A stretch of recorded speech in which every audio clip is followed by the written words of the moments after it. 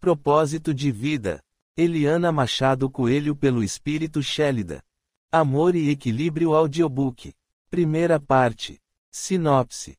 O livro Propósito de Vida, psicografado por Eliana Machado Coelho, nos conduz a uma jornada de reflexão sobre o significado mais profundo da existência. Nele, 3 almas entrelaçam suas histórias em busca de redenção, amor e esperança. Daniel, abalado por tragédias familiares, encontra Eleonora, uma cadeirante misteriosa, e a linda Selena, marcada por um passado doloroso. Enquanto enfrentam desafios e obstáculos, eles questionam sobre a razão do sofrimento e buscam evolução. Curta, compartilhe, segue o canal, ative o sininho para não perder nenhum capítulo, assista os vídeos e os anúncios para ajudar no crescimento do canal e comenta bastante para o YouTube me divulgar para outros ouvintes. Muito obrigado. Prece. Por luz interior. Senhor Deus, agradecemos pelo dom da vida e por tudo o que nela nos encanta e fortalece. Agradecemos, Pai, pelo ar que respiramos, pela água que nos sacia, pelo sol que nos aquece e gera vida, pela lua e pelas estrelas que nos fascinam, pela terra que nos sustenta, pelo pão que nos alimenta, pelas flores que nos alegram e pelos animais que nos acompanham. Agradecemos, Senhor da vida, pela família que promove nosso crescimento, pelos amigos que nos apoiam, pelos mestres que nos ensinam, pelos amigos espirituais que nos inspiram e protegem. Agradecemos, ainda mais, pelos ensinamentos do Cristo que nos guiam para sermos melhores. Senhor Deus, reconhecendo as nossas imperfeições, rogamos por tua misericórdia e compaixão para harmonizarmos as nossas falhas, com resignação e bom ânimo, sem nos vitimizarmos diante das provações, sem esmorecermos diante das expiações. Então, Pai da vida, rogamos por teu envolvimento de luz, para que sejamos dignos das tuas bênçãos e das tuas graças. Suplicamos que nos ampare e fortaleça, oriente-nos e nos inspire. Pedimos também o discernimento para não cairmos em tentações e nos livremos do mau caminho e de todas as aflições. Imploramos sustentação nas dores físicas e emocionais, a cura das doenças, a alegria da nossa alma. A ti, Senhor, Pai da vida, oferecemos o nosso coração e a bondade em nossos pensamentos, oferecemos as nossas práticas no bem e auxílio aos nossos irmãos mais necessitados, a verdade em nossas palavras e o afeto em nossas ações. Consagramos ao Senhor o nosso trabalho, o nosso serviço e as mínimas tarefas que haveremos de realizar em teu nome. Também consagramos a ti o nosso estudo e busca por iluminação e verdade, além do nosso propósito de vida. Dedicamos ao Senhor a nossa paz, o nosso amor e a nossa alegria. Bendizemos e louvamos a tua bondade, a tua justiça, a tua sabedoria e o teu amor. Que nossa fé seja fortalecida e possamos sempre enxergar o teu amor e justiça em tudo o que acontece. Que assim seja. Chélida. Psicografia de Eliana Machado Coelho, verão de 2024. Capítulo 1. Selena. Brasil. Vem, filha, deixa a mãe ver como está, dizia Nádia, com voz doce e carinhosa, para a pequena filha Selena. Tô bonita, mãe? Perguntou a linda garotinha de 10 anos, olhos verdes expressivos, tão brilhantes quanto 2 esmeraldas raras, cujo reflexo do ambiente criava um efeito de luz e sombra deslumbrantes. Magrinha e pequena para sua idade, possuía uma beleza doce que não dava para descrever. Tinha os cabelos do comprimento de sua saia, aloirados com alguns fios de tons mais claros como raios de sol. Você é linda, filha. Beijou-a com carinho. Precisamos comprar outro tênis, não é mesmo? Esse está ficando apertado. Tá sim, sorriu graciosa. Nesse instante, o marido de Nádia chegou e gritou. Corta a ponta do tênis. Era assim que fazia na minha época pro calçado durar mais. Isso não tem cabimento, José, a esposa murmurou. A Selena precisa de calçado novo. Você só sabe exigir, só complica a minha vida. Por que não vai trabalhar para saber o quanto é duro colocar dinheiro dentro de casa? Deu-lhe um empurrão e a esposa caiu. Para, pai, não faz isso. A garotinha gritou e foi de encontro ao pai, para proteger a mãe. Sai daqui, inferno! Exigiu com um berro. Suma da minha frente. Devia ter matado você quando tava no berço. Seria mais fácil. Viu-a chorar ao encará-lo. E não olha pra mim com esses olhos de bruxa. Olho de gente falsa. Maldição! Sua horrorosa, feia. Quando a viu perto da mãe, ajudando-a a se levantar, foi para junto da filha e a empurrou ao chão. Depois a agrediu. Para com isso, José. Nádia exizia, tentando tirar a filha das mãos dele. Solta a Selena. Com uma única mão, ele a empurrou com muita força, enquanto segurava a filha com a outra. Parecendo insano, o homem apanhou uma faca que estava sobre a mesa. Ainda pegando a menina pelos longos cabelos aloirados, começou a cortá-los. Selena esperneava, gritava e chorava, mas isso não era suficiente para se livrar das agressões. Todo o cabelo que ele segurava de sua nuca foi cortado com a faca e jogado no chão. Depois, largou a filha e falou: "Agora tem o que merece, demônio. Ficou mais feia do que é, sua nojenta." Saiu. A menina sentou-se no chão, pegou as mechas de seus cabelos entre as mãozinhas e ficou olhando, quieta, paralisada, sem expressão. O ar parecia faltar em seus pulmões e não conseguia respirar direito.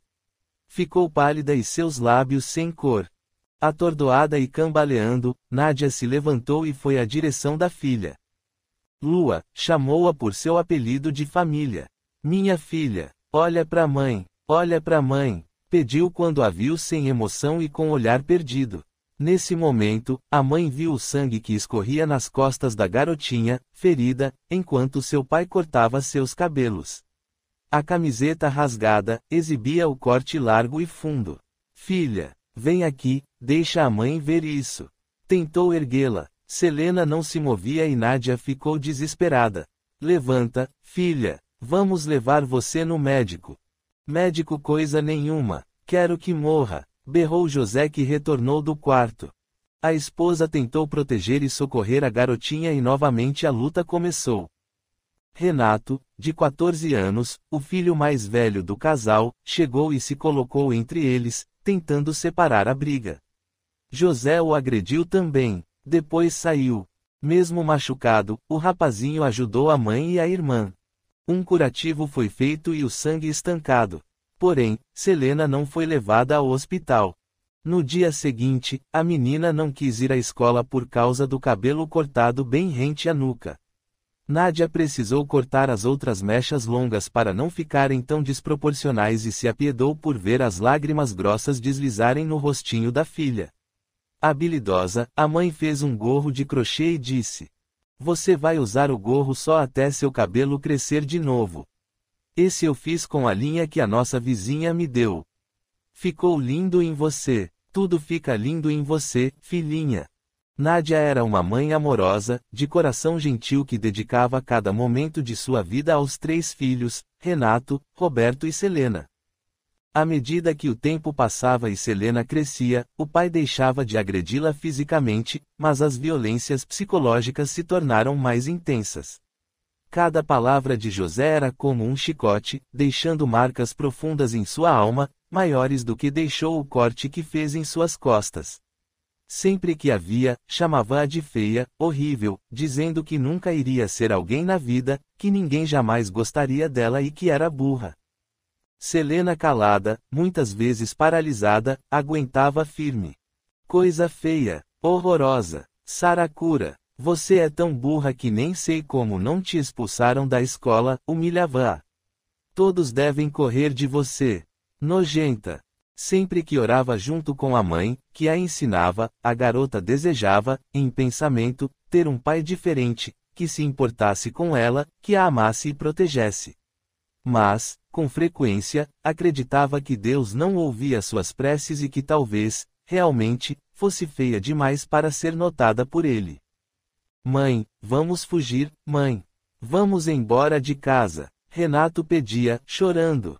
"Sair dessa casa é o que eu mais quero, meu filho." "Mas vamos para onde? Viver do quê?" "A gente pede esmola, mãe." O outro filho, Roberto, sugeriu. "A gente pede esmola e vive embaixo da ponte."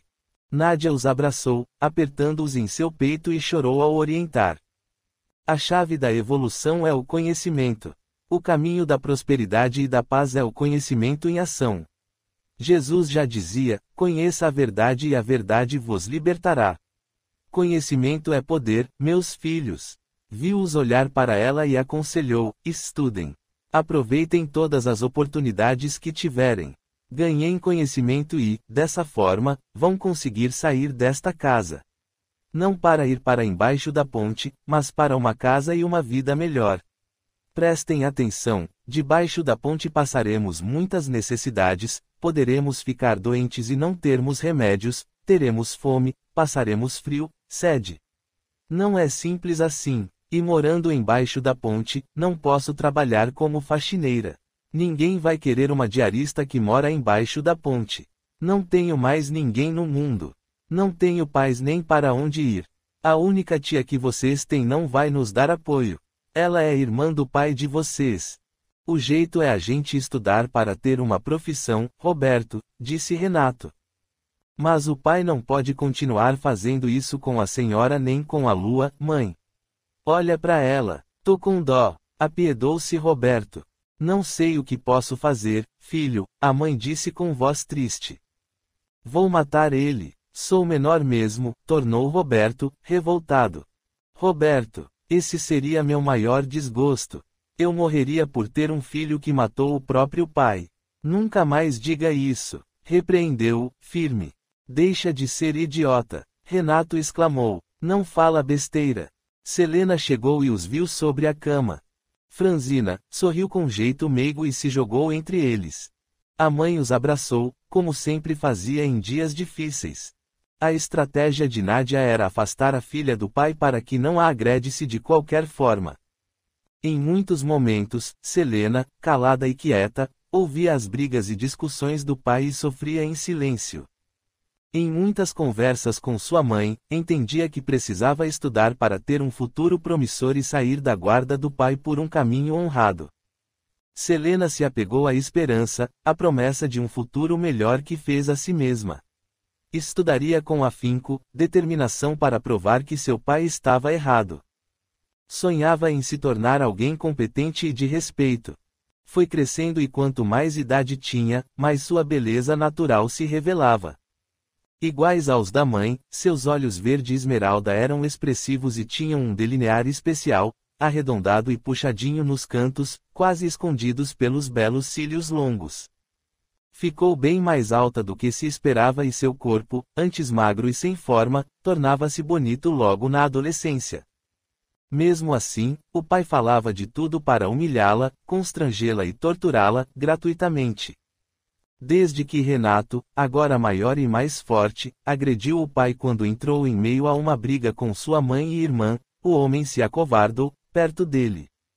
José começou a ter medo do filho mais velho, mas isso não o impedia de continuar a ter casos extraconjugais, deixando faltar as coisas em casa. Selena e os irmãos passaram em vestibulares de faculdades públicas. Embora não precisassem pagar pelo curso universitário, havia despesas com alimentação, material escolar, deslocamentos e outras coisas. Com dinheiro de diarista, Nádia, praticamente, sustentou os estudos dos filhos. Quando estava no terceiro ano do curso universitário, em casa, Selena estudava no quarto, quando seu pai, embriagado, chegou e foi até ela. Sem qualquer motivo ou razão, gritou: "Você não presta, sua!" Xingou-a, ofendendo muito a filha. "Não vai mais sair de casa. Não vai encontrar quem goste de você, sua vadia. Imunda. Nojenta. Você!" Parou no meio do grito, exatamente, quando Renato chegou. José colocou a mão no peito e caiu, olhando para o filho. Selena estava sentada em uma cadeira, perto de uma mesa que usava para estudar. Ali, ficou parada e sem reação. Paralisada. Renato tentou reanimar seu pai, mas não conseguiu. José faleceu em decorrência de um infarto. O filho chamou socorro e Selena, sentada no mesmo lugar, inerte, assistiu a tudo sem nada dizer, sem se mover. Somente alguns dias depois, sua mãe conseguiu tirá-la de casa e fazê-la retomar a vida. Nádia, a sua maior protetora, tornou-se a sua maior amiga. Estava lá, sempre apoiando a filha em cada passo na vida, ajudando-a a se curar das feridas do passado. Aos poucos, Selena começou a ter sonhos. Desejava se tornar uma mulher de fibra, de posição incontestável. Gostaria de ser uma diretora empresarial, uma CEO ou cargo semelhante e trabalhava incansavelmente para tornar esse sonho realidade. Desejava encontrar o amor de sua vida. Um homem diferente de seu pai, um homem gentil e fiel, que a amasse pelo que ela era. Sonhava construir uma vida com paz, amor e felicidade, muito diferente de tudo o que conheceu na infância. Mas, algumas vezes, os traumas do passado ainda a assombrariam. As palavras cruéis do pai ecoariam em sua mente e machucariam sua alma, mesmo que inconscientemente. Apesar de tudo, com fé e perseverança, iria se empenhar para se livrar disso. Selena se recusaria a ser definida pelas palavras impiedosas de seu pai, procurando seu propósito de vida. Capítulo 2. Satoshi. Japão. Em família estruturada, cujos costumes, tradições e cultura milenar eram sempre muito bem preservados, encontramos Satoshi, filho caçula do Sr. Kaito e da Sra. Kimiko. O casal tinha também outro filho, Hiro, 10 anos mais velho do que o irmão caçula. Dinâmico, esperto e sempre repleto de ideias novas, Satoshi, frequentemente, fugia aos padrões da educação que o obrigavam a seguir e isso era difícil de aceitar. Gostava muito de estudar e o poder aquisitivo da família facilitava isso. Adorava acompanhar seu pai em viagens de negócios, apesar do senhor chamar demais a sua atenção por seu comportamento diferenciado, intrometido, curioso, o que era considerado desrespeitoso. Mesmo antes de concluir o curso superior, o garoto se entremeava na indústria alimentícia da família e expunha as suas ideias avançadas demais para a sua idade, mas eram rejeitadas. O Sr. Kaito e a esposa ergueram a companhia com dificuldade e muito empenho, não permitiam que um adolescente como ele, opinasse em decisões tão importantes.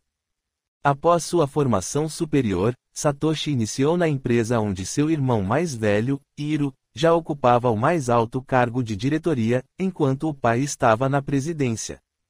Sempre teve o pensamento rápido e avistava saídas de diversas situações. Ousado, curioso e inovador, Satoshi gostava de aprender e se intrometer em tudo, o que parecia não agradar ao seu pai. Isso não o desanimava. Não perdia tempo com futilidades da sua idade. Aprendeu outros idiomas que dominou com fluência e decidiu fazer outra graduação nos Estados Unidos, retornando repleto de ideias. Hiro e o irmão caçula sempre se deram muito bem, apesar da diferença de idade.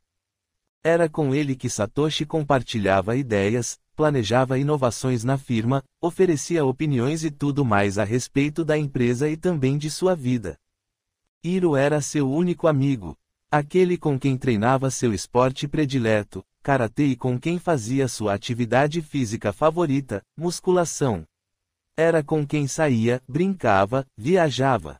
Como dizia, Hiro era seu ídolo, seu herói, o exemplo a ser seguido. Gostaria de ser como ele. Amava tanto o irmão que não se incomodava quando o pai os comparava e o criticava, dizendo que ele era sua vergonha, enquanto Hiro seu orgulho. Percebia que o irmão mais velho era o filho predileto e protegido, mas isso não fazia gostar menos do irmão. Por mais que tentasse, Satoshi não conseguia ser como Hiro e isso o entristecia. Desejaria ser tão nobre e competente quanto o irmão mais velho. Talvez, essa fosse a razão para continuar sempre estudando, atualizando-se e consumindo o máximo de informações que pudessem mostrar seu valor, porém o pai não reconhecia. Sua área predileta, tecnologia, informática. Mecanismo que trazia bastante superioridade à empresa. Aos 25 anos de idade, Satoshi convenceu o irmão a fazer um curso com ele em Londres, Inglaterra. Hiro relutou, mas acabou aceitando. Após 6 meses, retornaram para Tóquio e trouxeram junto com eles o que seria a pior experiência para as tradições tão preservadas na família. Gaijin 1. Não vou tolerar que tragam gaijin para a nossa família. Falando no idioma japonês, o Sr. Kaito protestava. Como não poderia deixar de ser, a responsabilidade disso é do Satoshi. Ele arrastou Hiro para essa aventura. Como é que o filho caçula foi interrompido? Cale-se. Não dei permissão para que falasse. Ninguém manda em mim. Ninguém manda na minha vida. Satoshi respondeu, virou as costas e se foi. Quero ver se não mando. Não vai mais trabalhar na empresa e em nenhum outro lugar que tenha um emprego decente. Quero ver até onde vai sua rebeldia. Hiro se calou e não reagiu contra a opinião do pai. Não era corajoso ou ousado como o irmão. Em Londres, Hiro e Satoshi conheceram duas irmãs pelas quais se apaixonaram. O namoro durou os meses em que ficaram lá.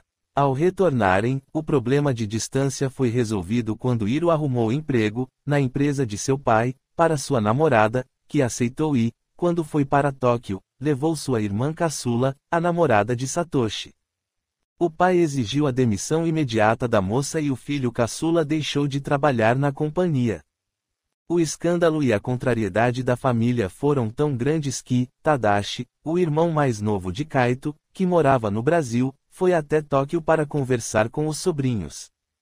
Tadashi deu ao irmão a ideia de oferecer alto valor em dinheiro para que as moças aceitassem, rompessem compromisso com os rapazes e retornassem para Londres. A namorada de Satoshi, talvez por não suportar mais a pressão, aceitou os valores oferecidos. Terminou com ele e voltou para a Inglaterra. Mas a namorada de Hiro não concordou e, mesmo sem emprego e sendo sustentada pelo namorado, acabou ficando. Assim que soube do suborno, Satoshi ficou furioso. Revoltou-se contra o pai e todo o resto da família. Contudo, Hiro e ele não se afastaram nem quando os acontecimentos ficaram acalorados. Devido aos contatos que o pai fazia para prejudicá-lo, Satoshi não conseguia um bom emprego. Os pequenos trabalhos informais que aceitava, não eram suficientes para se manter e o irmão o ajudava financeiramente.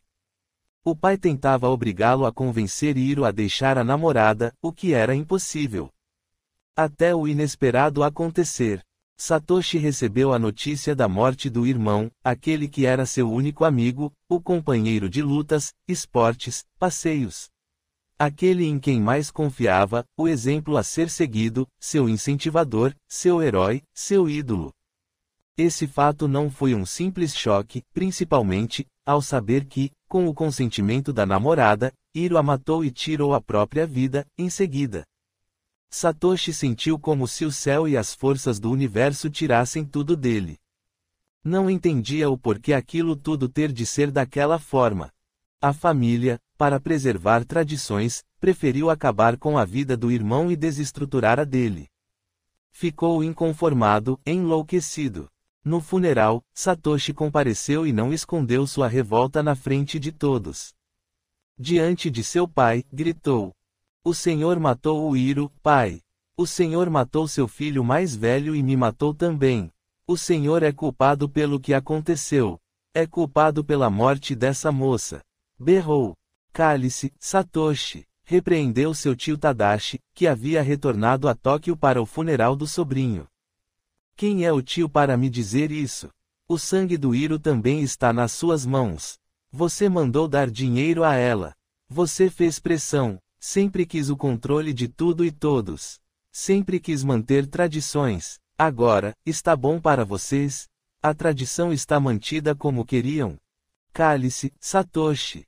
Não vou me calar. Eu me sinto culpado também. Culpado por não ter percebido o que ele ia fazer quando conversamos pela última vez. Por que não percebi? Não senti nada nele. Mas a Rose, ela estava triste quando me abraçou. Vi lágrimas em seus olhos. Eram lágrimas de dor. Você está bêbado. Pare com isso." Tadashi exigiu e o empurrou, tentando colocá-lo para fora. "Pois bem, nunca fui bem-vindo, não é mesmo? Nunca fui querido." Falou mais baixo, ofegante, encarando a todos. Sem se importar com sua mãe aflita e desesperada, que ouvia tudo em um canto, Satoshi disse: "Queriam tanto, mas tanto que eu fosse como o Hiro. Queriam que eu fosse exemplar, educado e me comportasse como ele. Mas, fui incapaz, não consegui chegar aos pés dele. Mas ainda posso, e o jeito é fazer, exatamente, como ele e ter coragem de tirar a própria vida. Acabar com tudo o que incomoda a mim e deixar vocês felizes com as tradições ancestrais. Satoshi, a prima Keiko murmurou, colocando a mão em suas costas. Ele se virou e Keiko, filha de Tadashi, saiu atrás dele. Quando o rapaz abriu a porta do carro, ela entrou ligeira. Sem se importar, enlouquecido, foi para onde morava, levando a prima junto. O lugar era pequeno e muito apertado, um apartamento que mal comportava uma pessoa. Keiko, paciente e espiritualizada, conversou com Satoshi relembrando da importância do reequilíbrio, que as decisões fervorosas, tomadas em momentos tempestuosos, geralmente, resultavam em fracassos na vida íntima. Lembrou-o sobre conceitos espirituais importantes, de que há uma razão para estarmos aqui, existe um propósito na nossa existência e uma missão a realizar. Lembrou-o de que sua religião, o budismo, iria ajudá-lo naquele momento difícil. Quase implorando, recordou-o sobre o budismo falar a respeito da verdadeira natureza da mente, enfatizando a prática do bem, cultivando pensamentos e ideias saudáveis, compassivas e não se deixar influenciar pelas emoções, buscando a iluminação. Com seu jeito doce e voz enternecida, Keiko tranquilizou um pouco. Ouviu seus desabafos e o aconselhou um pouco mais. Satoshi acalmou os ânimos e a revolta. Ficou reflexivo. Com os dias. Na residência do casal, o Sr. Kaito e a esposa Kimiko, em pranto e ainda inconformados, estavam com duas cartas, escritas à mão, deixadas pelo filho mais velho. A primeira explicava que a morte de Rose foi com o consentimento dela. A própria moça escreveu algo e assinou também no mesmo papel. Era desejo deles. Diziam que longe um do outro a vida não teria sentido, por isso achavam melhor terminarem com o sofrimento deles e da família.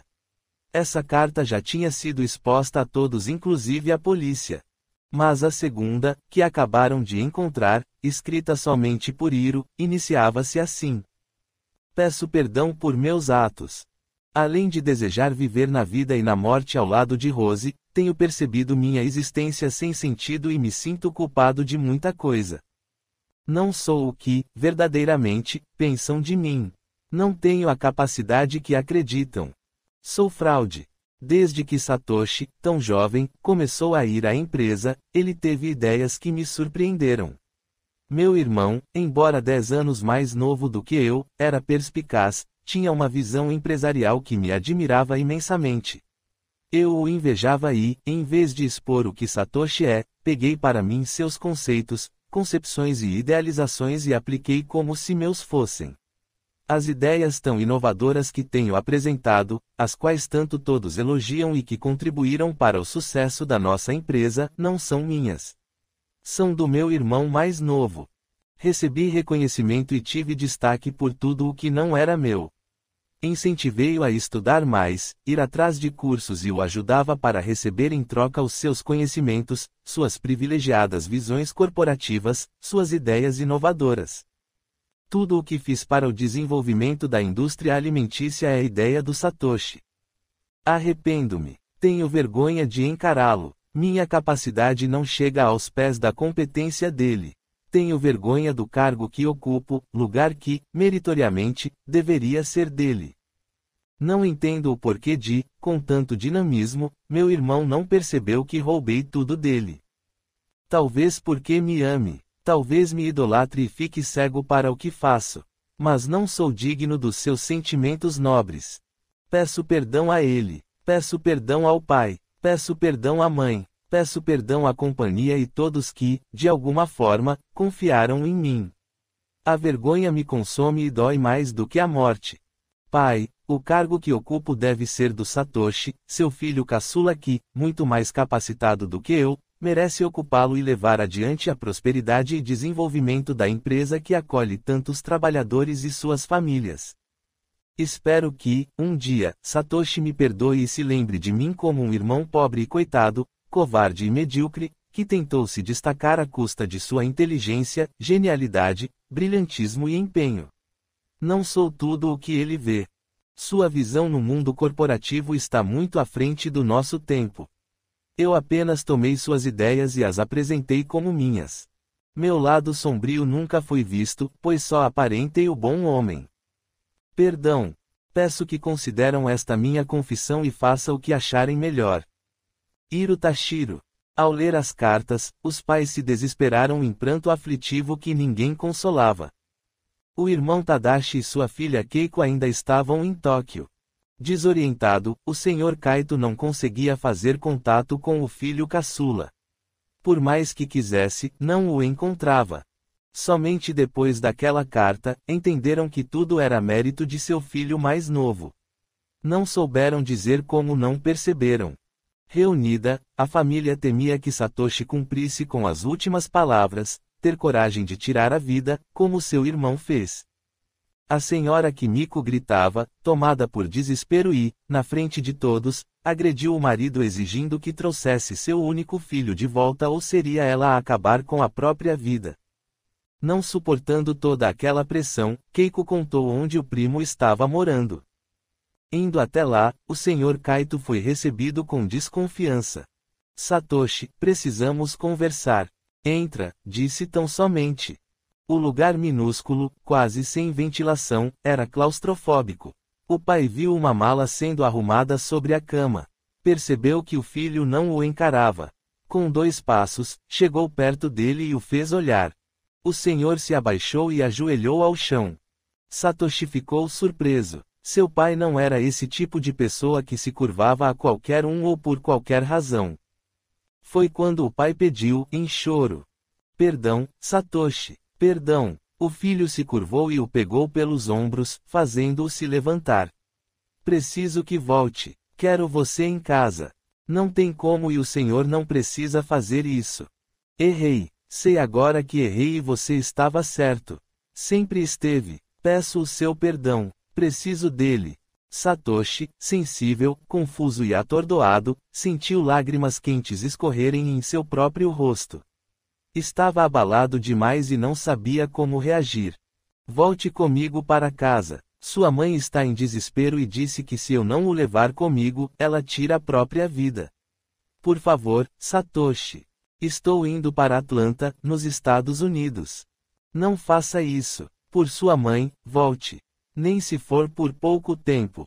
Ela está em desespero. Você é nosso único filho. O rapaz estava em conflito. Não eram seus planos, mas, por sua mãe, aceitou. Abraçou seu pai com força. O pai não lhe contaria sobre a segunda carta encontrada, onde o irmão confessava sua história. Não desejaria que seu filho caçula destruísse o ídolo, o herói que criou e se espelhou. Não gostaria que se decepcionasse e deixasse de amar, honrar e respeitar Hiro. Satoshi, mesmo sem chão e sem forças, decidiu dar uma chance a si mesmo e buscar a sua razão de viver, o seu propósito de vida. Nota: Gaijin significa pessoa de fora, estrangeiro, forasteiro, não japonês, podendo se referir tanto para a nacionalidade quanto para a raça ou a etnia. Capítulo 3. Daniel. No interior de São Paulo. Um grupo de jovens arruaceiros caminhava, desordenadamente, brincando entre si. Gritavam, ofendiam e xingavam. Quando falavam, era muito alto. Vez e outra, alguém era empurrado entre eles e atitudes estúpidas aconteciam. Um deles parou, bebeu alguns goles direto no gargalo da garrafa. Sem demora, um outro tomou-lhe o recipiente, correu, riu e ingeriu a bebida, enquanto o que se viu prejudicado reclamava. Gargalhavam alto, a algazarra era grande, o alarido incomodava, emocionalmente, os que passavam e presenciavam a cena, porém ninguém ousava intervir. Os gritos chegavam a importunar também dentro das casas, mesmo com os televisores ligados, contudo estavam acostumados e, apesar da irritação, não havia o que fazer. Muitos reclamavam e praguejavam em pensamento ou comentavam com os mais próximos, mas nada adiantava. O tédio da noite fez com que Eleonora ficasse na área coberta na frente de sua casa. Na cadeira de rodas, ela observava a rua através dos muros baixos e do portão de ferro forjado, vazado pelos desenhos angulares. A vegetação do jardim, apesar de abundante e sem cuidado, permitia total visão da rua. A mulher de meia-idade não sorria e era mais uma vítima dos incômodos abusos psicológicos e emocionais causados por aquele grupo de rapazes desordeiros. Ao ouvi-los, franziu a testa, envergou a boca para baixo e balançou a cabeça de um lado para o outro, negativamente, reprovando as atitudes e a cena patética. Apesar da luz fraca que iluminava a área na frente da porta da sala, onde ela estava, Galego, um dos rapazes do grupo, percebeu a feição e o gesto de censura da mulher e parou na frente da casa, gritando rispidamente. "Qual é? Tá achando ruim do quê, sua aleijada?" Gargalhou. Os demais riram e a encararam de forma desafiadora, dizendo coisas desagradáveis e frases provocativas, afrontando-a. Eleonora não disse nada. Austera, continuou a olhá-los com firmeza e frieza. Após um som metálico, pelo choque do portão que se abriu com um chute de Galego, ela viu o rapaz caminhando pela rampa de acesso à área. Próximo a ela, ele berrou.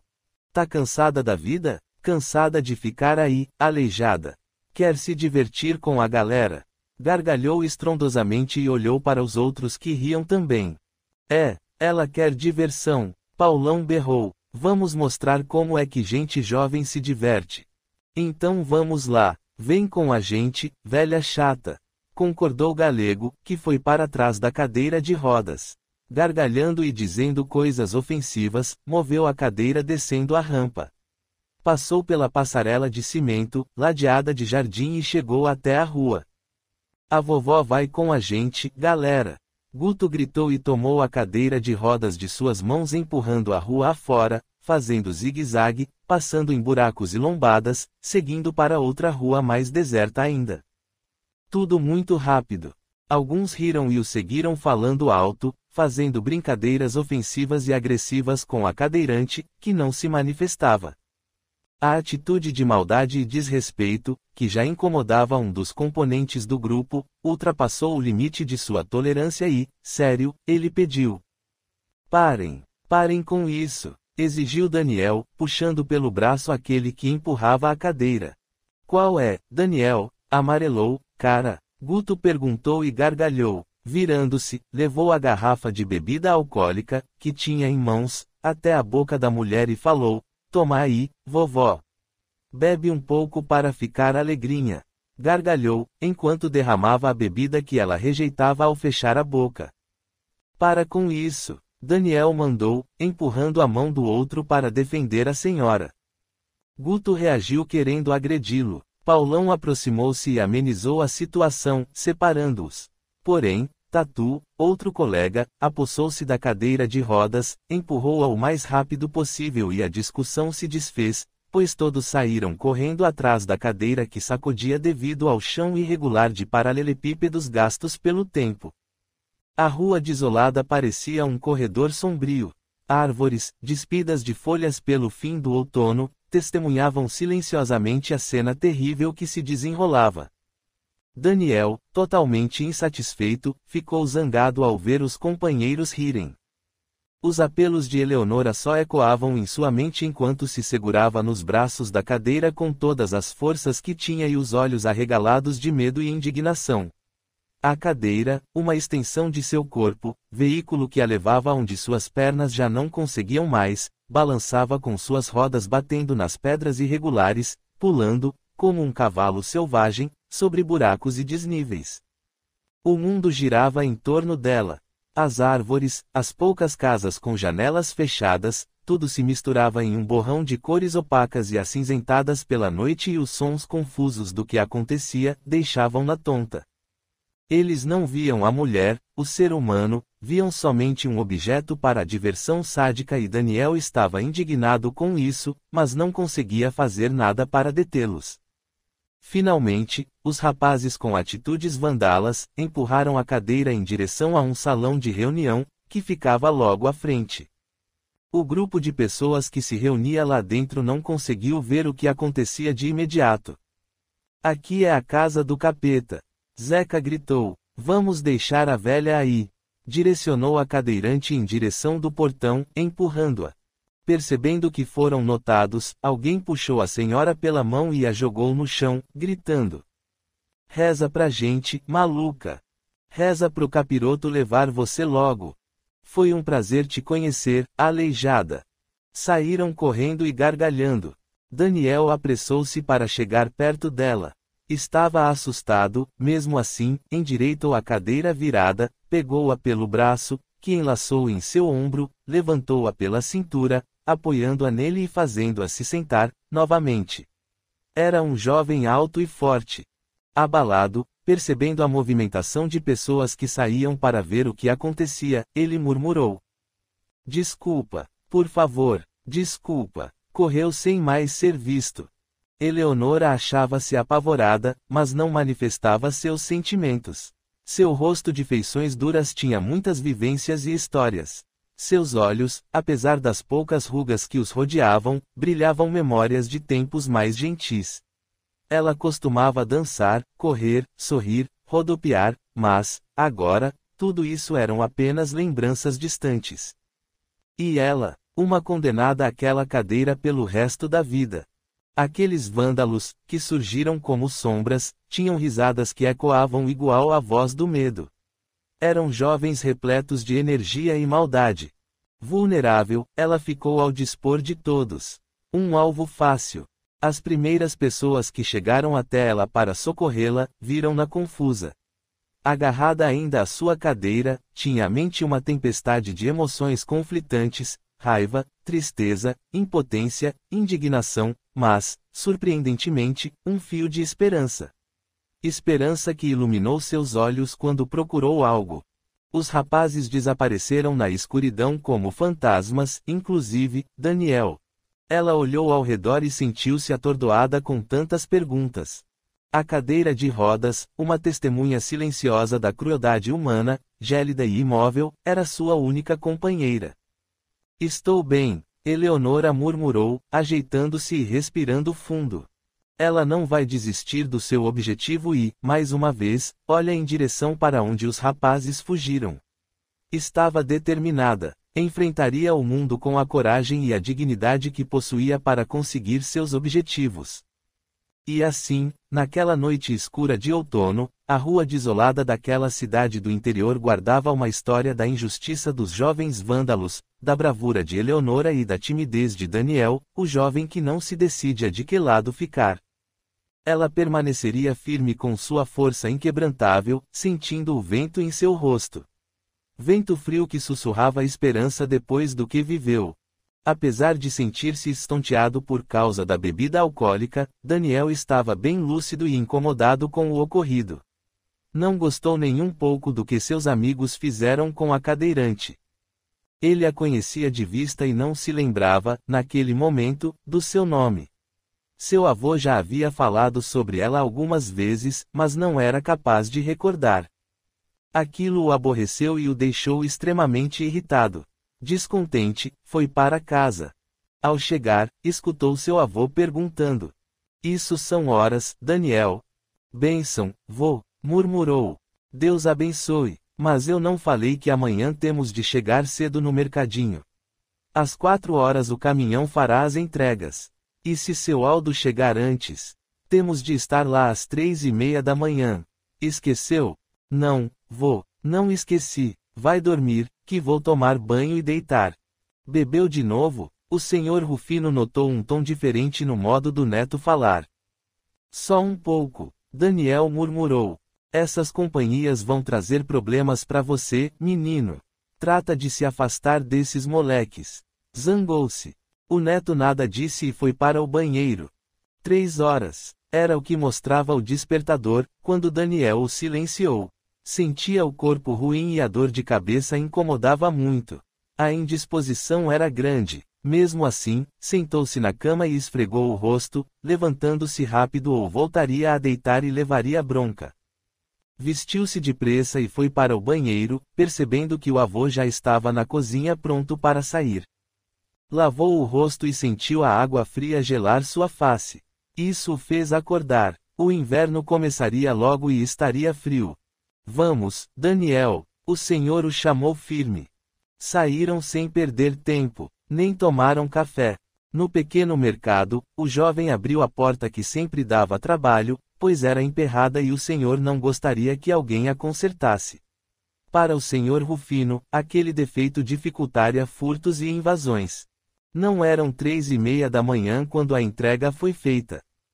O senhor Aldo, homem de pequena estatura e porte fraco, estacionou o velho caminhão barulhento e, sem demora, Daniel foi ajudar com as mercadorias. Algumas caixas eram pesadas. Sabendo disso, o senhor Rufino não se aproximou para não atrapalhar o neto que, sozinho, carregou o que precisava para dentro do mercado. Após o recebimento, o entregador se foi e o proprietário armazenava alguns produtos nas prateleiras, enquanto o neto levava outros para o depósito no fundo do mercado.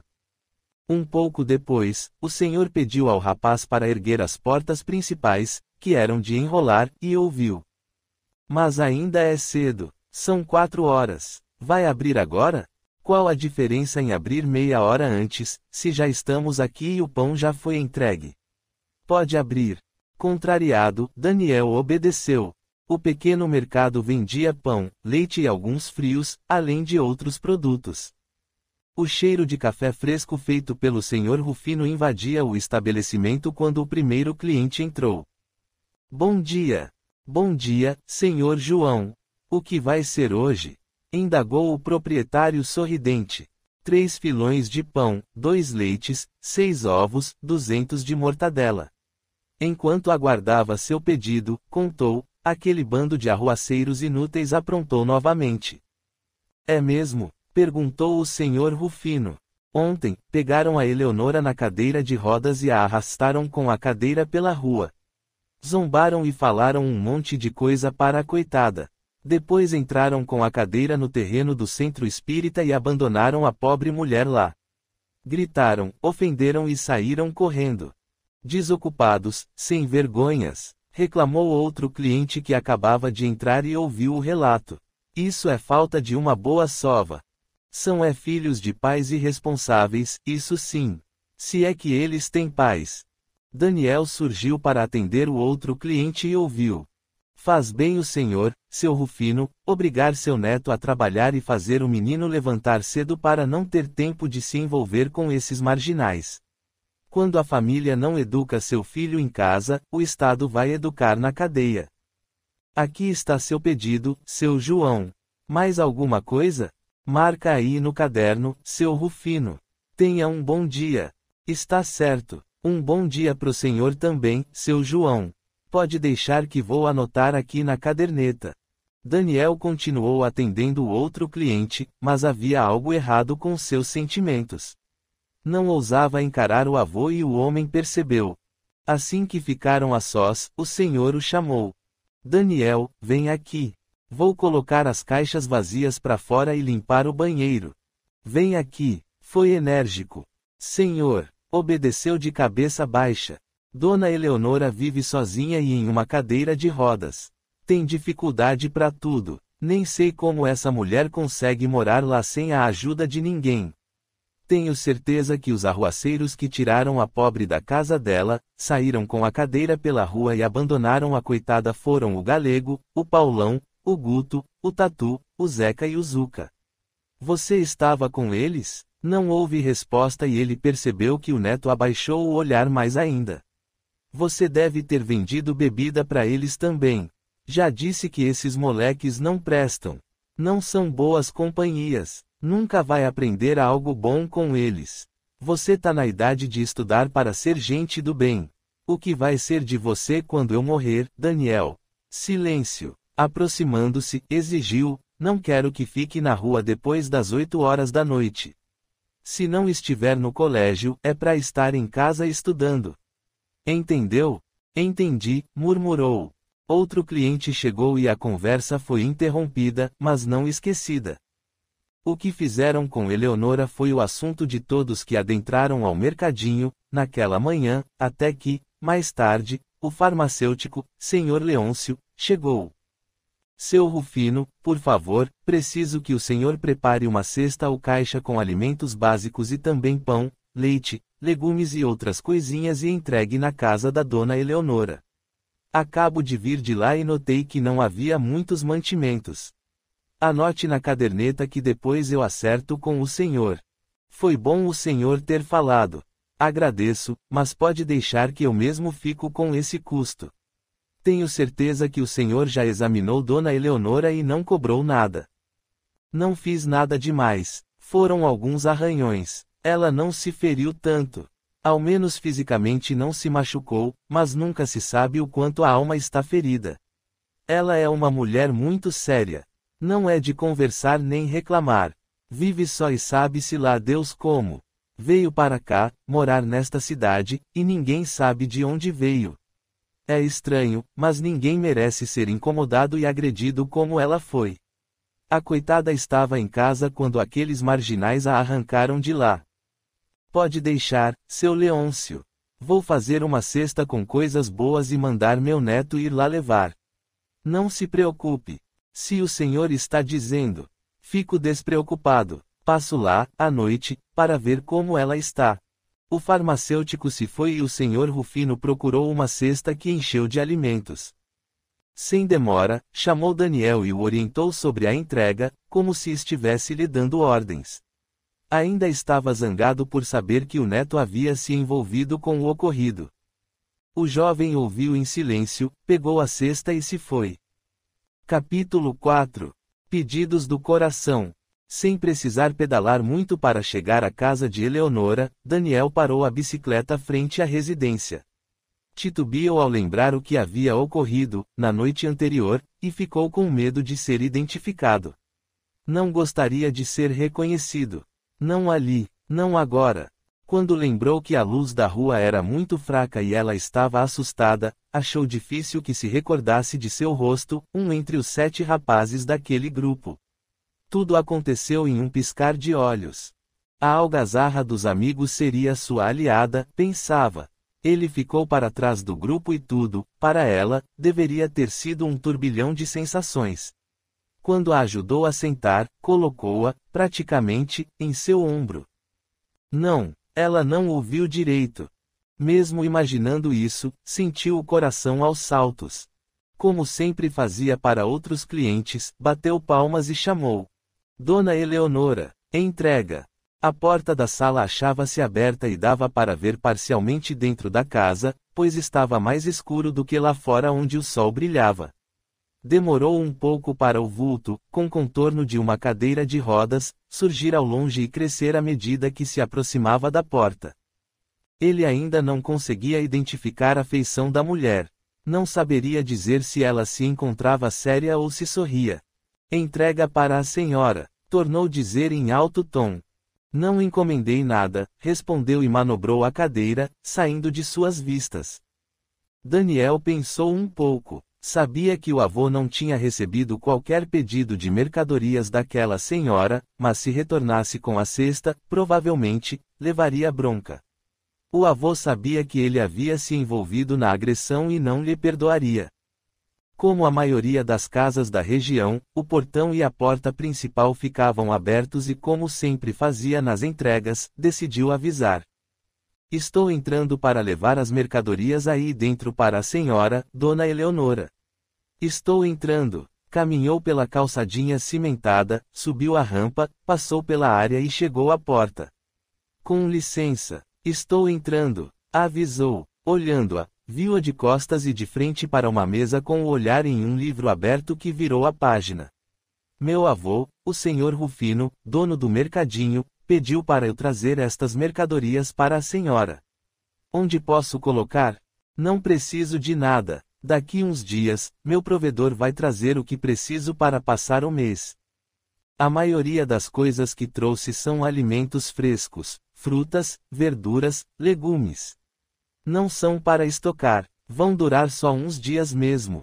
Tem outras coisas, arroz, macarrão, açúcar.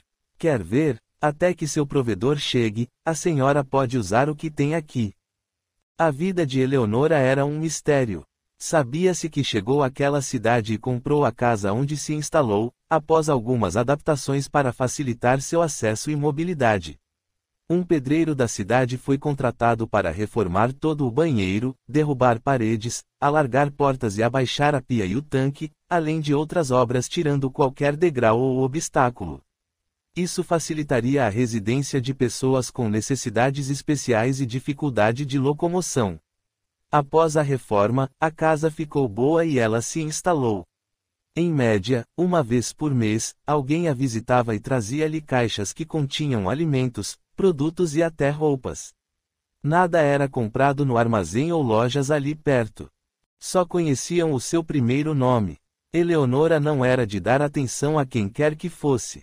Não frequentava qualquer centro social ou comunitário de reuniões na cidade, muito menos igrejas, templos religiosos ou outros. Alguns vizinhos que passavam em frente à sua casa, quando ela estava na área da frente sentada em sua cadeira de rodas, cumprimentavam-na, acenavam ou sorriam, mas nunca recebiam qualquer retorno. Somente o olhar sério e o semblante duro os acompanhavam sem outra expressão. Com o tempo, alguns se acostumaram e não ligavam, outros deixaram de cumprimentá-la e havia sempre os que ainda tentavam conversar. Mas ela evitava a aproximação e contato. Parecia não querer falar sobre si. Aquele evento com os jovens arruaceiros fez com que todos se preocupassem com suas condições e estado, principalmente, o Sr. Rufino que tinha seu próprio neto envolvido na agressividade. Era como se sentisse responsável. O longo silêncio fez com que o jovem rapaz insistisse em perguntar. Quer que eu coloque as frutas na fruteira e legumes na geladeira? Tanto faz. Diferentemente das residências da região, não havia parede entre a sala e a cozinha, pois foi derrubada para facilitar a acessibilidade. A mesa da cozinha era de madeira maciça, firme e pesada. Havia somente 2 cadeiras, também de madeira, cada uma nas laterais da mesa. A pia era bem baixa, assim como os armários. Tudo ficava na altura exata para auxiliar suas necessidades. Apesar de não haver divisão entre os cômodos, a sala era identificada por estante repleta de livros, tendo ao lado uma televisão. Também havia uma poltrona e uma mesa, sendo essa, encostada à parede abaixo da janela, que vivia com os vidros fechados e por onde passava claridade. Sobre essa mesa mais estreita do que as normais, alguns livros e cadernos, canetas e lápis. E era ali que Eleonora estava de costas para Daniel que desembrulhava as mercadorias. As frutas ele colocou na fruteira vazia que estava sobre a mesa da cozinha. Os legumes, na geladeira. Tem biscoitos e mantimentos. Posso guardar nos armários? Foi gentil, ficou penalizado. Não, deixe-os sobre a mesa. Você trouxe latas de sardinhas ou atum? Não, senhora, mas posso ir buscar. Pois vá. Traga a conta de tudo. Tudo, entendeu? Faço questão de pagar. Desejava vê-lo novamente e pediu algo que percebeu não haver no que ele trouxe. O jovem obedeceu e se foi. Ao retornar, encontrou uma conhecida que tinha levado comida pronta para a senhora. Oi, Daniel, você por aqui? Alegrou-se a mulher. Boa tarde, Dona Sônia, sorriu, com um toque de constrangimento. Em seguida, falou, Dona Eleonora, trouxe o que a senhora pediu. Trouxe a conta de tudo, Daniel. Indagou a dona da casa. Meu avô disse que é cortesia do mercadinho, Dona Eleonora. Não terá custo algum. Não quero que seja dessa forma. Posso muito bem pagar pelo que consumo, foi um pouco ríspida. Sônia trocou olhares com o rapaz e disse bondosa. Acho que é uma cortesia para a senhora se tornar cliente do mercadinho do seu Rufino. Nesta cidade, ainda usamos o sistema de anotar na caderneta e pagar tudo no final do mês. Até alguém ser desonesto, pode funcionar. Porém, faço questão de pagar o quanto antes. Vou falar para o meu avô anotar tudo para a senhora. Não se preocupe, depois passamos o valor. Vai dizer mesmo? Encarou-o firme, de modo desafiador. Vou, desviou o olhar. Vou confiar em você, Daniel, tornou Eleonora. Você é uma pessoa confiável? Tornou a perguntar de um jeito provocativo e um toque irônico. O rapaz sentiu-se gelar. Aquela pergunta significava que ela o havia reconhecido. Não saberia responder. O Daniel é o menino mais amável desta cidade, disse Sônia, sorrindo. Educado, prestativo, obediente. Virando-se para ele, pediu, não acha melhor lavar essa alface para facilitar para ela? Claro, murmurou sério, ainda sob o efeito da insegurança. Mãe, mãe! Um garoto chegou gritando e parou à porta da sala. Estão entregando o móvel lá em casa. Preciso ir. Coma tudo, viu? Mais tarde volto para pegar o prato. Não se preocupe em lavar nada. Obrigada, Sônia, agradeceu tão somente a senhora. O jovem continuou na pia lavando a alface, pensativo e silencioso. Após a última garfada, Eleonora virou a cadeira de rodas e foi até ele, que ainda estava na pia. Colocando o prato na bancada ao lado dele, pediu, mantendo sempre o jeito sério, enigmático. Larga isso, posso lavar verduras. Não tenho dificuldades com as mãos e essa pia é muito baixa para você. Estou terminando, murmurou. Então, você e seus amigos gostam de promover o terror na cidade, não é? Desculpe, não costumo andar com eles. Ontem, envergonhou-se, não completou e terminou o que fazia. Secou as mãos e abaixou o olhar, perguntando, posso ajudar em mais alguma coisa? Quase falei o seu nome para o policial, ontem. Aliás, o único nome que ouvi. Mas, não me lembro de outro Daniel nesta cidade e acreditei que seu avô não mereceria ter a polícia no portão dele àquela hora da noite. Obrigado, falou baixinho. Não é minha turma, não são meus amigos. E por que estava com eles? Não sei dizer, respondia timidamente, sem encará-la. Só anda com eles para ser aceito, para se sentir importante, para ter companhia. Talvez por não ter outros colegas. Porque não é benquisto em outros grupos. Não sei, não sou inteligente, não tenho grandes notas escolares. Todos com 17 anos já estão prestando vestibular e eu vou fazer 18 e ainda posso repetir o ano. Sei que o ano letivo não começou, mas fui tão mal o ano passado que...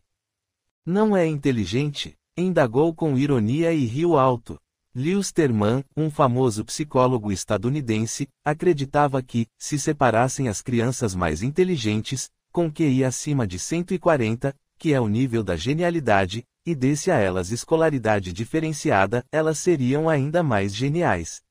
Ele e sua equipe avaliaram 250 mil crianças do ensino fundamental e médio na Califórnia e 1.470 se mostraram as mais inteligentes, preenchendo os requisitos para receberem a educação distinta que as tornariam ainda mais geniais. Cada uma delas foi acompanhada por ele até a fase adulta. Ele mesmo fazia questão de ajudá-las. Com cartas de apresentações especiais, dava referência, direcionamento e muito mais. Analisando os resultados décadas depois, chegou ao resultado de que 20% delas, agora adultas, eram da classe alta, 60% da classe média e 20% da classe pobre. Lewis Terman ficou assombrado, uma vez que esses são os resultados que acontecem com qualquer grupo de crianças, ou seja, o QI de superdotado não fez qualquer diferença ao longo do prazo. Inúmeros outros estudos semelhantes mostram a mesma coisa. A inteligência por si só, poucas vezes reflete grandes resultados no decorrer da vida. Inteligência e sabedoria são coisas completamente diferentes. Na minha precária opinião, inteligência pode ser treinada. Algo que, se não me engano, os japoneses já estão usando em suas crianças. Acredita nisso? Perguntou com interesse. Sim, vamos pegar um exemplo matemático e... Digamos que é ensinado equação de segundo grau a duas crianças. Uma aprendeu rapidamente e a outra não. A que não aprendeu, sendo estimulada e treinada, com toda a certeza, conseguirá aprender e resolver equações de segundo grau tanto quanto a outra. Breve silêncio. Isso serve para todas as ciências. Se quiser aprender, treine seu cérebro, treine sua mente, treine seu foco, sua concentração. Dedique-se e aprenderá tudo o que quiser. Só não confunda inteligência com sabedoria. Olhou-o de modo a invadir sua alma e afirmou, vejo gotas de sabedoria em você. Em mim, inquietou-se. Pareceu gostar do que ouviu. A inteligência pode ser treinada, enquanto a sabedoria precisa ser desenvolvida, conquistada.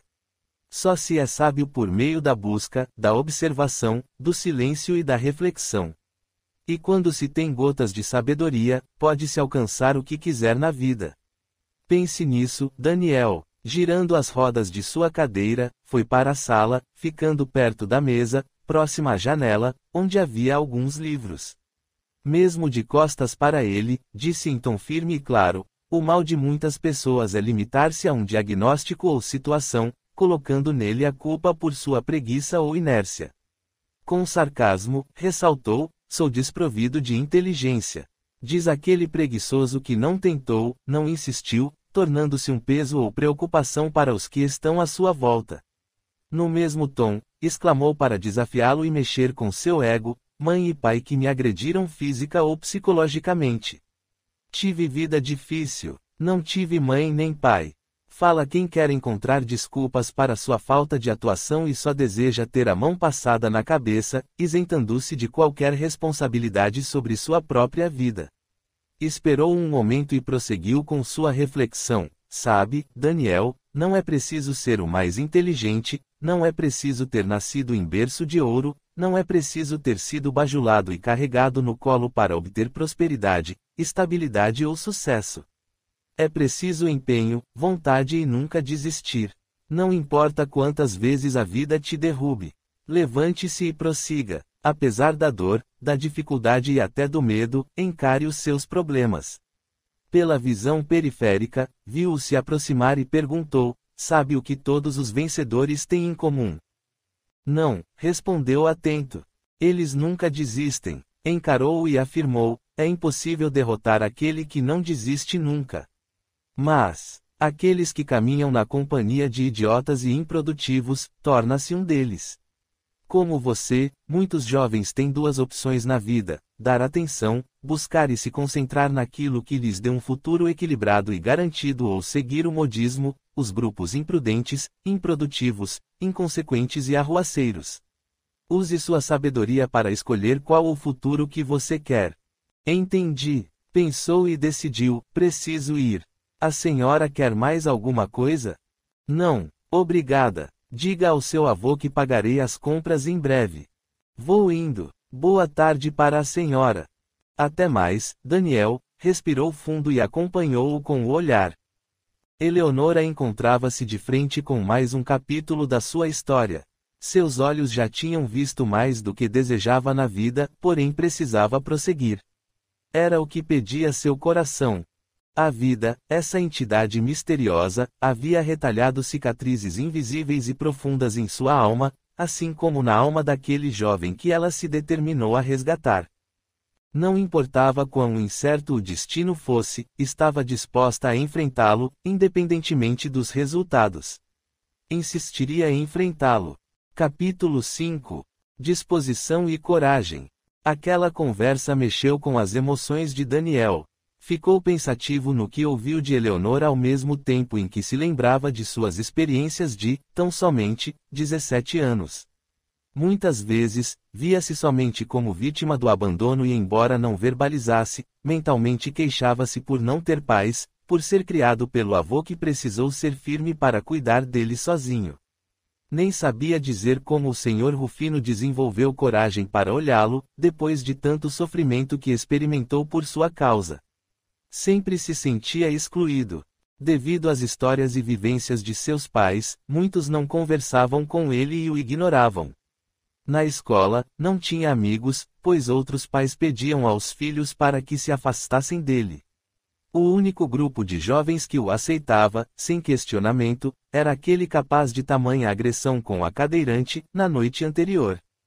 Caminhando reflexivo e empurrando sua bicicleta, escutou o assovio agudo entonado de modo característico para ser percebido. Era Galego que o tinha visto. Virando-se, viu-o sorrir e acelerar os passos em sua direção. E aí, cara? Perguntou Galego, oferecendo toque de mão. Bateram as mãos e deram socos no ar, fazendo movimentos rápidos, em uma saudação descontraída e amigável com um estilo peculiar e uma maneira de expressar camaradagem e conexão, especificamente, mostrando que eram amigos de um mesmo grupo. Tudo limpo. De onde tá vindo? Meu avô mandou levar encomenda para a casa da dona Eleonora. Na casa da aleijada? Rio Alto. Não foi nada legal o que aconteceu ontem, Daniel considerou. Ah, qual é? A gente tava só se divertindo, continuou rindo. Acha que foi divertido pra ela? Qual é mané? Vai encrencar? Não houve resposta e, virando as costas, continuou andando em direção do mercadinho, puxando a bicicleta. Galego sentiu-se ofendido, provocado. Com raiva por ter sido contrariado, foi atrás do outro e o empurrou. Daniel deu 2 passos descompassados e a bicicleta caiu. Qual é a sua, hein, cara? Galego indagou irritado. Tá me ignorando? Não, só tô falando que não gostei, respondeu, mesmo sentindo o medo correr por sua coluna. Sabia que o outro era agressivo e temeu por isso. Não vem tirando com a minha cara não. Empurrou-o com as 2 mãos, batendo no peito do rapaz. Fica na sua, Galego. Vem mandar em mim não, cara. Vem não. E foi para cima dele, forçando-o até vê-lo ao chão. Quando foi chutá-lo, o outro segurou seu pé e Galego também caiu. Começaram a lutar, rolando na rua de um lado para o outro. Galego, com um golpe de sorte, prendeu o braço de Daniel e, com a outra mão, socou seu rosto várias vezes. O outro jovem reagiu, contorcendo-se, livrou-se dos ataques e, invertendo as posições, socou seu agressor muito mais. O senhor Leôncio, que estava dentro de sua farmácia, viu a luta e foi apartá-los. O farmacêutico e outro homem, que passava pelo local, separaram os rapazes e os advertiram duramente. Bem machucados, cada um dos jovens, mesmo nutrindo sentimentos de ódio e contrariedade, não disseram nada. Após a bronca, Galego virou-se e se foi. Daniel ouviu um pouco mais das advertências até o farmacêutico propor. Vamos ali, na farmácia, para eu ver esses ferimentos. Não precisa. Obrigado, murmurou, sem erguer o olhar e falou, desculpe. Preciso ir. Tome juízo, Daniel. Você não precisa se juntar a gente desse nível. Não seja assim. Angustiado, chegou ao mercadinho e foi para o banheiro onde se lavou, sentindo cada machucado e arranhão arder como o inferno. Olhando-se no espelho, viu o quanto seu olho estava inchado, começando a ficar roxo. A boca cortada e o lábio também inchado. Droga! Sussurrou irritado. Já estava há algum tempo ali, quando ouviu seu avô chamar. Não teria como esconder o que aconteceu. Provavelmente, o senhor já soubesse. Foi para fora do banheiro, pisando devagar as tábuas do assoalho, que rangiam. O senhor Rufino o observou por longos segundos e perguntou. O que foi isso? Briguei com o Galego, contou sem o encarar. De qualquer forma a culpa é sua. Foi enérgico. Mas foi ele quem começou. Defendeu-se. A culpa é sua, mesmo assim. Sabendo o tipo de gente que ele é, o que poderia esperar? Uma luta só acontece quando as pessoas se aproximam. Não sabe que se você se misturar com gente assim vai arrumar problemas. Se juntou com ele e aquele bando de inútil porque quis. Tá aí o resultado. O jovem não gostava de admitir, mas sabia que seu avô tinha razão. Sem trégua, o senhor exigiu. Pode limpar o mercadinho todo. Varra e passe pano em tudo. Passe cera na parte do assoalho. Maçã. Ia falar às horas. Não importa, Daniel. Se teve disposição e energia para brigar, também tem para limpar aqui tudo antes de escurecer, virou as costas. Eram 19 horas quando Daniel procurou por seu avô, dizendo: deixei o corredor onde ficam as batatas e as cebolas para limpar amanhã cedo e o porão também. Se passar cera agora, vai ficar com cheiro forte até amanhã cedo. O senhor nada disse e o jovem se lembrou, a dona Eleonora pediu para marcar as compras. Depois ela paga. As compras de hoje não vou cobrar. Não marque nada. É uma forma de retribuir a ela a sua má conduta e a minha incompetência em não saber educar você. Um instante e disse, vamos fechar. Já tá tarde. E depois de abaixar as portas, você vai levar essa caixa para a dona Eleonora. Mais mercadorias? Reclamou. Espremendo o olhar no rosto enrugado, o senhor perguntou. Quanto vale o medo? Quanto custa o pânico? Quanto é que vale silenciar o nome de um moleque para a polícia para ele não ser ainda mais difamado? O neto nada disse. O moleque não vai ser preso por ser menor de idade, mas em uma cidadezinha dessa, a má fama é pior do que prisão. Já basta o que falam de você sem que tenha feito nada, não acha? Foi rigoroso.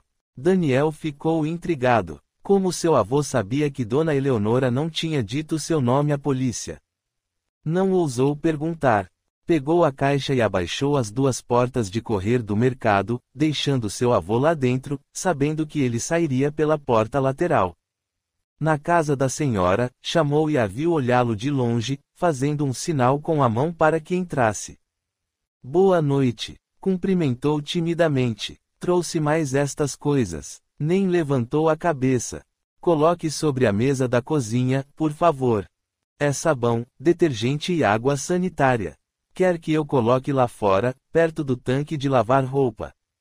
Se estiver disposto, sim, por favor. Deixe o detergente na cozinha, por gentileza, e o restante no armário da lavanderia. Quando retornou, o jovem perguntou: a senhora precisa de mais alguma coisa? Seu avô esteve aqui à tarde. Achou que você estava demorando para chegar ao mercadinho, pois é tão perto, não é? Não houve resposta. Conversamos. É um homem educado, respeitoso. Desculpou-se por você estar no meio do grupo que me agrediu. Mas, olhando-o, agora, Daniel, entendo o porquê de não ter chegado ao mercado e ele ter vindo atrás de você, sorriu levemente, como se debochasse. Percebendo-o contrariado, segurando-se para não demonstrar fúria, questionou: quer ganhar essa briga, Daniel? Indagou com um toque de ardilosidade, quase sorrindo. Como assim? Quer se vingar dos seus amigos? Desse sujeito que te agrediu e também de todo o grupo arruaceiro que te colocou nessa posição desprezível. Por que posição desprezível? De tudo o que eles fizeram, sobrou somente para você. Eu não sei identificar mais ninguém, além de você. Para me vingar, só se matar todos eles. Falou enfurecido. Não, negou mansamente. Existe uma vingança melhor. Qual? Progrida, prospere, torne-se um homem de sucesso. Expressou-se em tom incentivador. E eu lá tenho chance. Todos temos. De que forma? Não vejo saída para mim. Não sou inteligente, não consigo me concentrar no estudo. Quando meu vô morrer, o mercadinho e a casa onde moramos será dividida entre mim e outros 3 tios, que não sei nem onde moram, mas quando meu vô se for, eles aparecerão. O que vai me restar? Onde vou morar? Serei um ninguém. E sabendo disso está aí, de braços cruzados, esperando tudo acontecer para depois dizer: ó, coitadinho de mim. Falou com sarcasmo. Inteligência se treina, menino. Tudo na vida é treino. Só é preciso acabar com a preguiça. Enfatizou. Nada é por acaso, Daniel. Nunca lamente qualquer situação que te aconteça. Observou-o e disse: agora. Vamos lá. Empurre essa cadeira até a casa espírita onde você e sua turma me deixaram ontem. Mas antes, foi até a mesa, pegou um livro e entregou a ele. Leve e me devolva sem qualquer rabisco, amassado ou arranhão. Leia. Do que fala? Pegou curioso. Livro não fala, Daniel, sorriu e arrancou-lhe um sorriso. Esse livro é sobre disciplina e constância. Vamos conversar sobre isso após lê-lo. Agora, por favor, preciso ir até a casa espírita. Gostei de lá, riu. O rapaz pegou o livro e obedeceu, levando-o até onde pediu. Na primeira oportunidade, o jovem perguntou a Eleonora: por que me ofereceu um livro infanto-juvenil? Livros bons não têm idade. Servem para qualquer público leitor. O Escaravelho do Diabo pode ser um livro infanto-juvenil, que possui algo mais. Ele desperta a curiosidade, principalmente, pela leitura. Aguçou a sua curiosidade e por isso fez uma leitura constante e para isso se disciplinou a lê-lo no horário de folga, talvez à noite. Então viu que é possível ter disciplina e constância quando se tem objetivo, um propósito legítimo e busca algo melhor na vida. Ela esperou que pensasse, depois quis saber, gostou da leitura. Muito. Li em 2 noites, sorriu satisfeito, talvez, orgulhoso de si. Mas fiquei constrangido por ser infanto-juvenil. Quantos livros inteiros você já leu nesses seus longos 17 anos de vida? Quase sorriu, após a pergunta. Inteiro. Pare de repetir minhas palavras, Daniel, riu novamente. Viu-a encarando com expectativa e presumiu que seu silêncio responderia à pergunta, mas não. Ela ficou aguardando sua resposta. Bem, coçou a cabeça e murmurou, esse é o primeiro. Ótimo. Ao ler, não pulou, vergonhosamente, folhas ou capítulos, só para dizer à professora que leu uma obra. Aprenda algo muito importante, Daniel, se tiver de fazer uma coisa certa para o seu bem, faça a coisa certa, exatamente, como deve ser feita. Falcatruas, enganações e mentiras só servem para sabotar a si mesmo. Sua mente cria vícios na inverdade e em tudo o que não presta, tornando-se um costume difícil de superar. Um momento e afirmou, estou verdadeiramente feliz por você ter lido seu primeiro livro e orgulhosa em saber que fui eu quem o emprestou. Leu muito rápido. Parabéns. Quer outro? Quero. Aceitou ansioso. Eleonora foi para perto da estante e com olhos semicerrados, observou bem, correu o dedo por algumas lombadas e tirou outro volume, dizendo: Este, vai gostar dele também, estendeu o braço, oferecendo o volume. Vou tomar cuidado, assim como fiz com o outro. É o que espero, a mulher sorriu. Dona Eleonora? Aguardou que olhasse. A senhora não tem parentes. Não tem filhos? Um dia, contarei a você a minha história, caso ache importante, mas... Agora, não. Combinado? Viu-o acenar positivamente com a cabeça. Em seguida, prosseguiu, preciso de um grande favor seu. Após mexer em uma agenda sobre a mesa, fez uma anotação e pediu, ligue para este número e peça para falar com Tadashi. Anotei o nome para não se esquecer. Quando perguntar quem quer falar, diga que é da parte de Dona Eleonora, que é um amigo dela. Quando o Tadashi atender, diga que eu perguntei como ele está. Esta cidade não tem nenhum sinal de celular e preciso depender do telefone público, que não tenho aqui perto, mas o mercadinho do seu avô tem telefone, sorriu. Não vou dar o número do celular dele, porque não seria conveniente, no momento e... Calou-se. E se a pessoa que atender disser que ele não está? Deixo algum recado? Peça para falar com ele, mas... Se ele não estiver, pergunte como o Tadashi está. Não fale seu nome. Se perguntarem, diga que é um amigo meu, que tentou falar comigo e não conseguiu e quer falar com o Tadashi. Entendi. Hoje está tarde. Ligue amanhã e, o quanto antes, traga-me notícias, por favor. Está certo. Obrigado, Dona Eleonora. Volto amanhã. Diga ao seu avô que depois pago pelo interurbano. Sim, senhora, sorriu largamente. Boa noite. Boa noite, Daniel, murmurou, indo até a área, acompanhando-o com o olhar até perdê-lo de vista. Em orações silenciosas, entrelaçava os dedos sem perceber, pedindo proteção àquele jovem. O coração de Eleonora abrigava esperança inabalável. Não poderia contar suas histórias de lutas e sacrifícios, muito menos sua dor. Ainda não. Com o tempo, seu maior desafio seria explicar o peso de sua ausência, o peso da distância, o peso do silêncio. Precisaria de amor e dedicação, paciência e incentivo para resgatar Daniel das teias sombrias de um caminho sem volta junto às companhias indesejáveis. Resgatá-lo para seu coração. Até pensou que ele resistiria, mas o jovem era bondoso por índole. Respirou fundo e sorriu. Sonhava com o dia em que teria o coração limpo e a alma em paz. No dia seguinte, muito tímido, Daniel foi até a casa de Eleonora usando um boné para cobrir o rosto com a aba, querendo que ninguém visse seu olho inchado. A mulher percebeu, mas não disse nada. Deixou-o à vontade e, sem demora, o jovem contou. Uma mulher atendeu. Pedi para falar com o Tadashi e ela contou que ele ainda está internado, ficou aguardando, esperava sua surpresa. Internado? Sem demora, quis saber controlando a aflição, e você não perguntou o motivo. Ele sofreu uma apendicite e teve de ser internado e operado às pressas. Teve problemas no pós-operatório e precisou ficar alguns dias a mais no hospital. Agora, está estável, mas ainda não recebeu alta. Eleonora respirou fundo e olhou para a janela.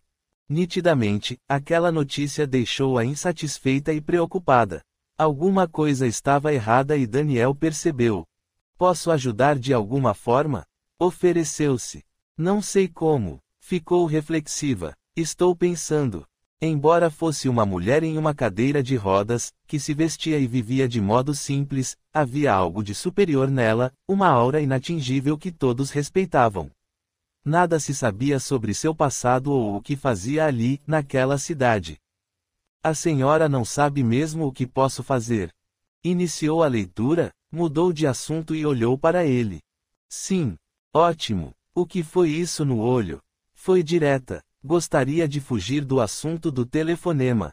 Não desejava que o jovem perguntasse detalhes que negaria responder.